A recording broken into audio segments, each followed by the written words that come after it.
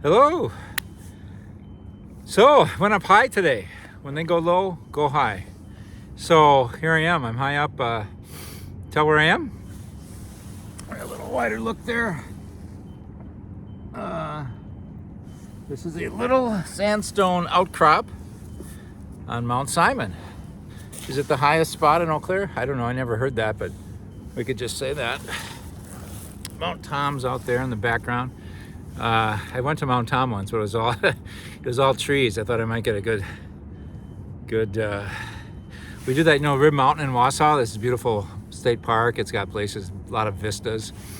My mom, grew up in Schofield, and she said they wanted to do the road less traveled and go up Mosinee Hill and see what it looked like there. And they got to the top of the hill, and they couldn't see a thing because it was all wooded, So even though you're way above the plateau below, there was nothing to be seen. That was kind of funny. Must be an analogy about life in there somewhere. But certainly, I think we need to work. My quick analogy would be we need to. Life isn't easy. We got to plod along. We got to work hard and get to climb. A lot of it's climbing, and sometimes we don't have a rewarding vista at the end of our hard work. Sometimes we do. So today we do, but we keep climbing, right? I could have brought my icon of the Ladder of Divine Ascent, John Climacus, the original I saw in the St. Catherine Monastery in Sinai. But it's this analogy of the spiritual life that some people like, some people don't. But you're climbing a ladder, and Jesus and the saints are at the top of the ladder waiting for you, like, come on. And you're down there, and then Satan and all his minions are trying to shoot you down with bows and arrows. But to persevere. By your perseverance, you will secure your lives. Was that last week's Sunday Gospel, I think? So anyway, I'm a little winded. I notice as I get older, the hills get steeper. That's something. So a few things while I got this before I forget. Ta-da! Right? This will be great. So this is, you know what that is, right? This is a medium-sized nativity scene made in Bethlehem from wool, from sheep that share the DNA of the sheep that breathed on the child Jesus. It makes sense that it does. I can't prove that. But, sheep from Bethlehem. They came to see the child Jesus. Anyway, there's sheep around Bethlehem now, and they shear them, and they felt them. And then these people in the L'Arche community in Bethlehem, many of whom have intellectual disabilities, they make these crafts, and we sell them. That supports their work. There's some picture of some of the community activities. I don't know how well you can see that, but looks like it's a little pageant. They had a little Christmas pageant or something. And this looks like them making the crafts at their table. And I had the privilege of sharing those probably about 10 times I was able to go and sit with them and make them during my sabbatical 6 years ago. So we're selling a few other things we got going there. I got another friend who has a shop. He sells all kinds of stuff. Business is just really bad in Bethlehem, and we're trying to support him. So this beautiful olive oil soap, great for the wintertime, moisturizes the skin. Got a whole bunch of these. This, I think I just knocked the eye off when I was putting it down, so I'll have to go to a craft store and get some eyes. But, who doesn't like this? Sorry, it's got the one eye. Or maybe it's adorable with one eye. I don't know. It's better with two eyes. A lot of these little sheep, medium, large, small. That same shop has these olive wood ornaments. And I'm waiting for Star of Bethlehem, right? I'm waiting for 2 boxes to come from Jerusalem. That'll be really great. We got several of these. These sold right away last year. We didn't have that many to sell, so now we ordered more. It's so it's an olive oil trunk, and then it's made of that same felted wool from those sheep. Nice little Christmas ornament. So anyway, those are just a sample. We're gonna start putting those things on sale. I don't think we'll get the Jerusalem boxes before this weekend, but then hopefully that weekend after that we can add those to the store of goods. So anyway, selling those things for good causes for our friends in the Holy Land. Parish news, got a bunch, I guess. R3C service. Oh, a reconciliation service. So you get a newsletter, hopefully this week. if you haven't gotten it already. I don't believe we send them out snail mail anymore. I think they just go by email and flock note. Maybe there's a list where we have. If you never get one and you don't have access to the internet and you want one, do let us know. It's just like a welcome to Advent. Here's our Christmas liturgy schedule, a little reflection from me about the great readings we have coming up from Isaiah this year for Advent, Cycle A.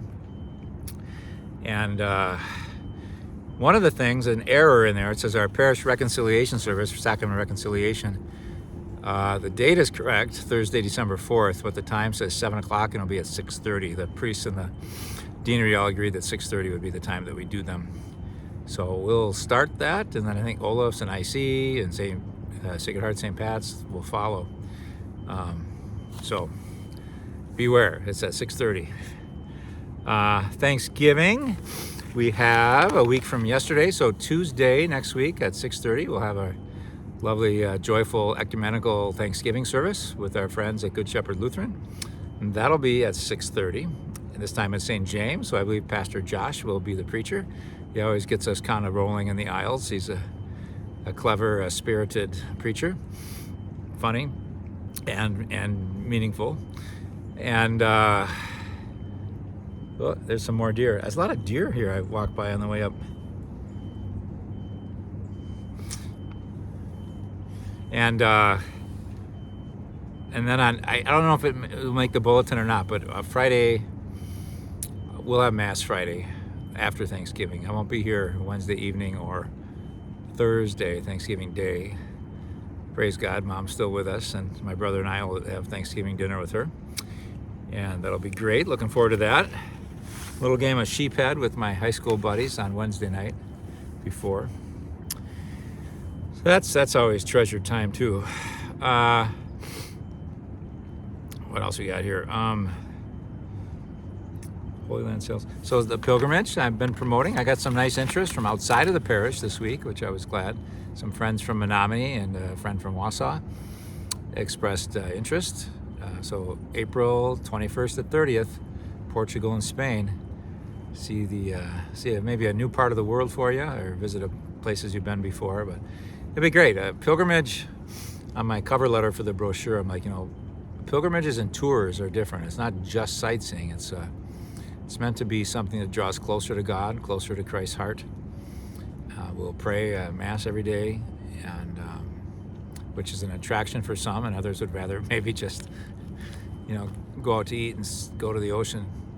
There's nothing wrong with a good vacation, but this is a pilgrimage. This is it's somewhat of a vacation. We don't want to make it difficult for you, but there are challenges along the way, and the main goal is to get closer to God and to love one another, and they're not unrelated, right? We love one another, we get closer to God. It sets the stage for good experiences as we visit holy places like Fatima and the tomb of St. James, the house where St. Teresa of Avila lived. So, okay, so that's a big deal. But I need to get a group together.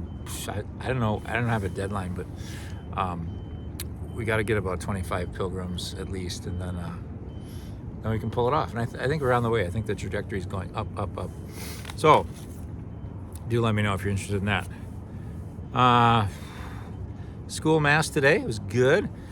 Story of the Maccabees.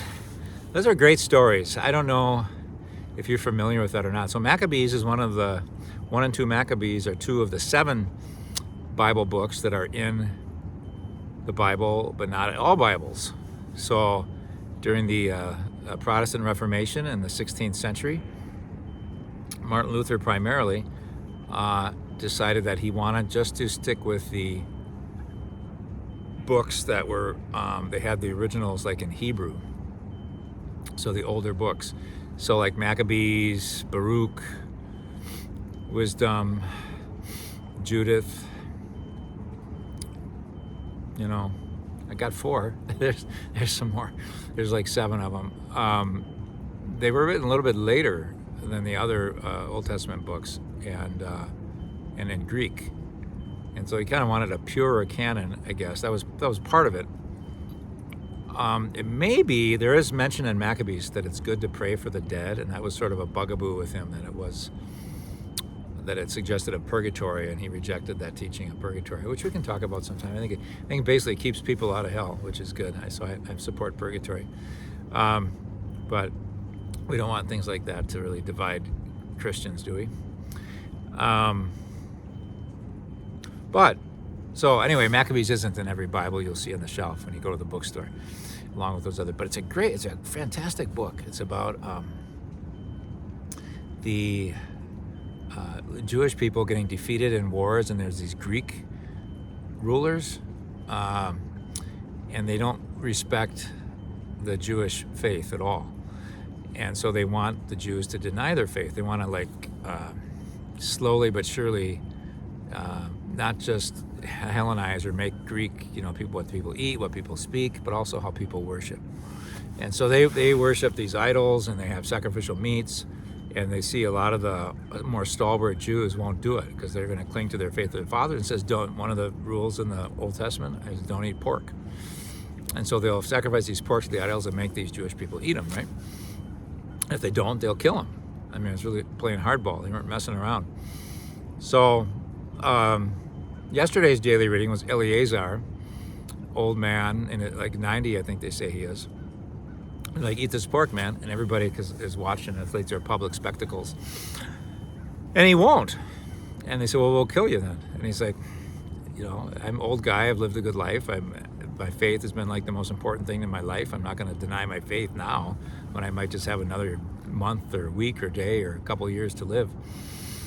And then one of his buddies, who I think was part of the Greeks, so kind of straddling the fence a little bit, but he loved Eleazar and he wanted him not to die. And he said, look, just bring some meat from your house that's kosher and you can eat it.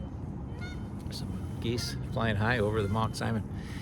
And so you won't be breaking your law and you'll live. And he said, yeah, but everybody will see me do it and they'll think I'm breaking the law. And my faith has meant more to me than anything in my life. And I just can't stand the thought of a young man, young woman witnessing me do this, thinking that I'm putting saving my skin over obeying the law of God, that might diminish their faith. Nothing's been more important to me in my life than my faith. I want that to be true for them too, because it has seen me through thick and thin, and I don't want to do anything that would put that at risk for them. I want to be a good example. I want to inspire them to greater faith, not diminish their faith. Isn't that beautiful? And it just makes me think, sometimes as important as it is, our personal relationship with Christ, hope you all have one, sometimes I think our spirituality can just be about just me and God. I'm judged by God, and if that was the whole spirituality, I'd say, okay, yeah, I'll get some beef and I'll eat it and they'll think it's pork and I'll survive, I'm good. But our faith, it's spread, right? It's like we help each other or hurt each other by our example. It matters, right? So I thought that was great. And then today was the mother and the kids, and they're making the children, it's a little sexist. I can't blame them, it was a long time ago, but they said, with conviction that stirred her womanly heart to manly courage. I think she didn't eat the pork, but they were trying to get her kids to eat the pork, and they wouldn't. And then she said, they said to her, go talk to your kids, tell them to eat the pork. You don't want your babies to die, your children. And she said, okay. And then she pulled a fast one, and she spoke to them in Hebrew, which they couldn't understand.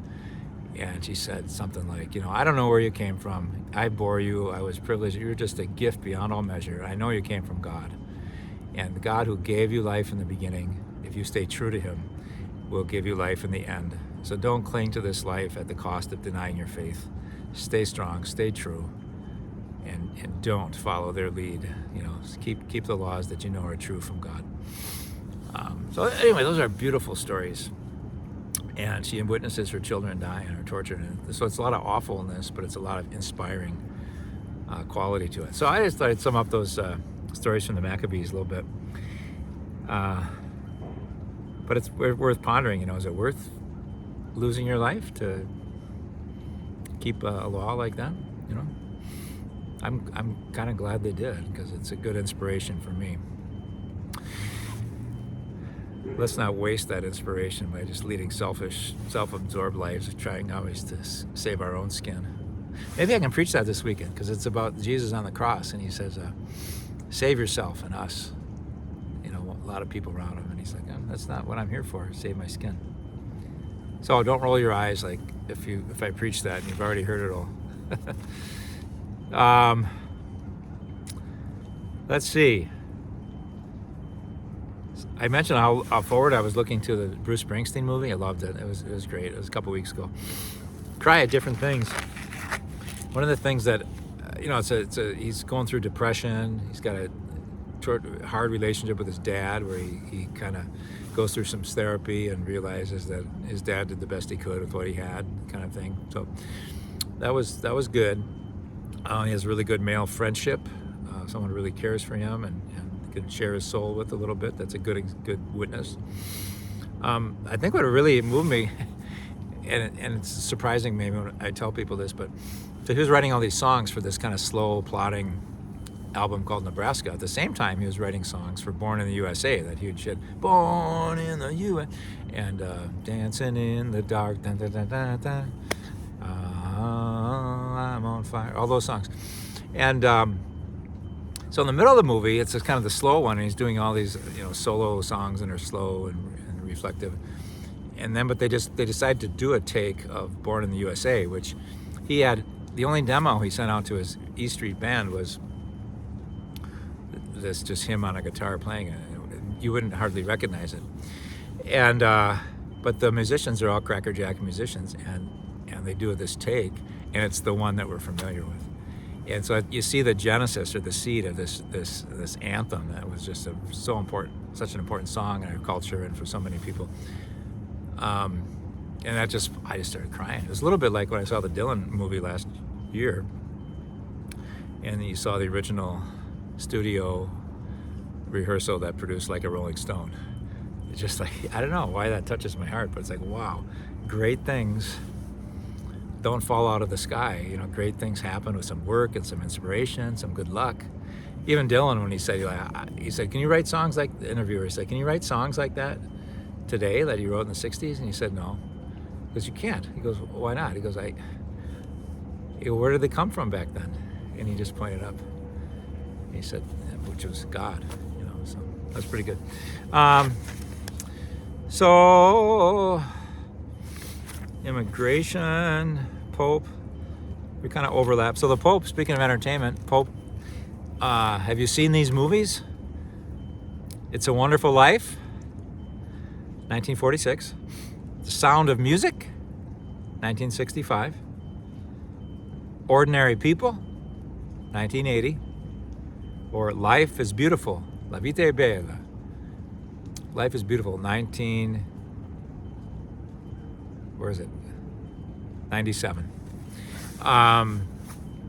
Those are the Pope's 4 favorite movies, Pope Leo's 4 favorite movies that came out. He said a lot of great things about movies. He says, they give voice to the complex, contradictory, and sometimes dark feelings that dwell in the human heart. It's an act of love to portray them. Movies can be a strong educating tool without being preachy. Movies ignite the eyes of the soul. And movie theaters are a threshold where the heart opens up and the mind becomes receptive to things not yet imagined. Isn't that neat? And Spike Lee is a movie director, right? And he met the Pope, and he gave the Pope a New York Knicks jersey. It says Pope Leo number 14 on it, And he said, you should really root for the Knicks, because 3 of our players come from Villanova, where you went to college. So we'll see if the Pope, see how Villanova does this year, first year having the Pope on their side, right? Talk a little bit about, immigration, and the Catholic bishops came out with a real strong statement opposing kind of undignified treatment of the way people are being rounded up and deported and separated from their families and living in bad conditions. And everybody acknowledges, if there's cause and you're harming society and you're illegally, there's a way, we have a system that can adjudicate that. But just to kind of round up and send away, and then I guess one of the places they sent them is El Salvador, and they're just treated inhumanely there.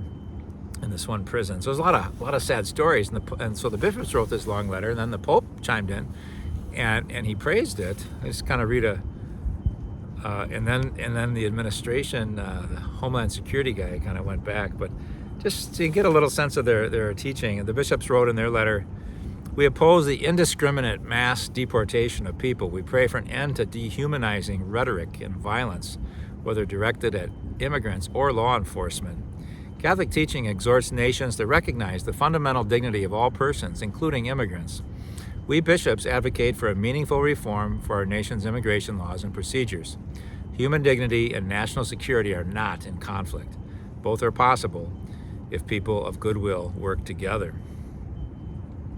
And then the Pope chimed in. He says, "I think we have to look for ways of treating people humanely, treating people with the dignity they have.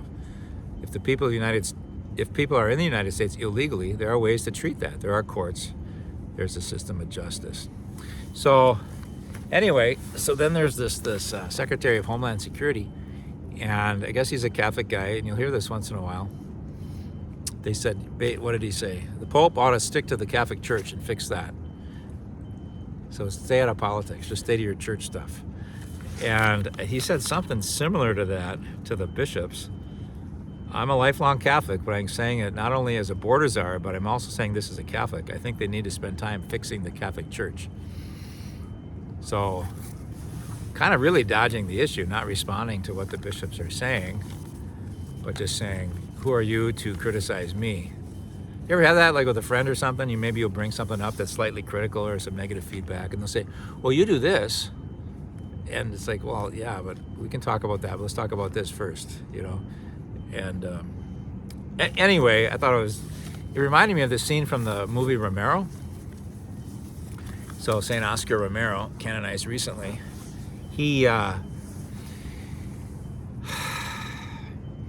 was made Archbishop of San Salvador in a time when the government and the military were like one, and along with the landed people that owned like 99% of the wealth, right? And there were reform movements afoot, and there got to be like a civil war. And so some of the church people, I suppose some took up arms, but not in the movie so much. But they really wanted to encourage people to vote and have a voice, again, human dignity.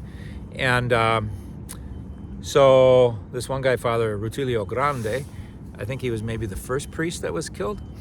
He was known for organizing like bus trips to voting stations. And but then one day, so he was like on a list, and one day he was baptizing infants. It was the baptism day that Sunday, and on the way back,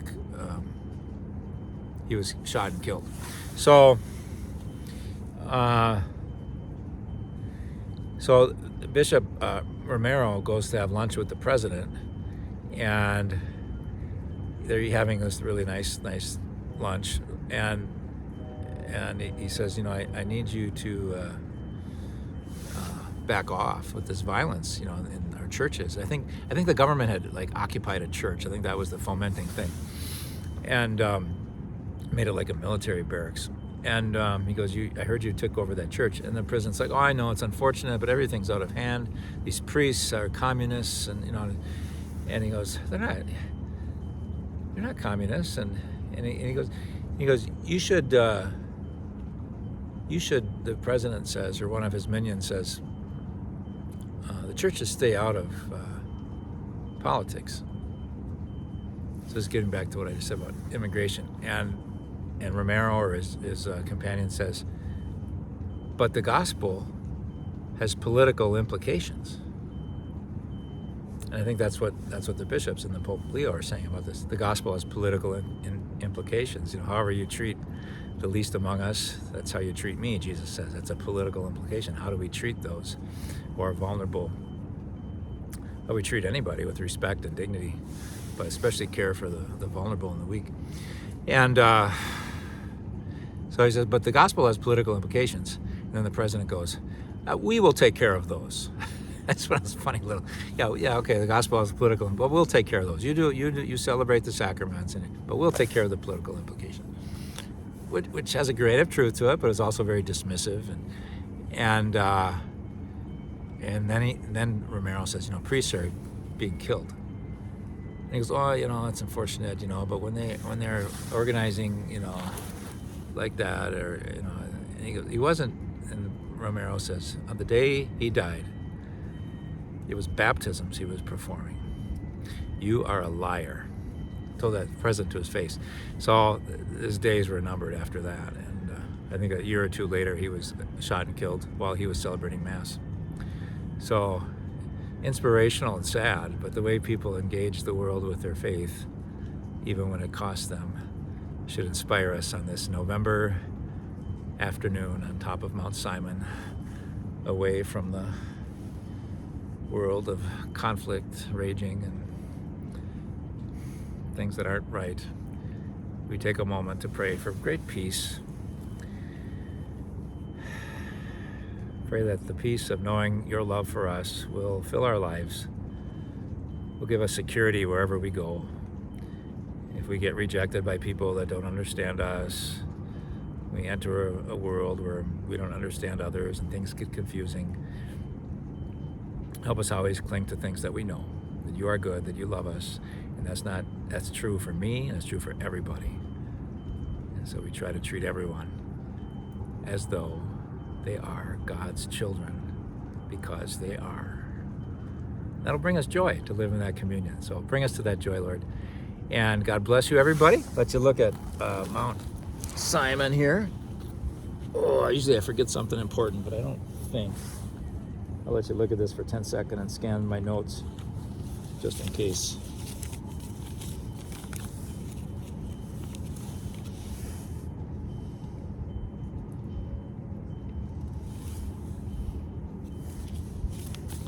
I think we got it. God bless you, everybody.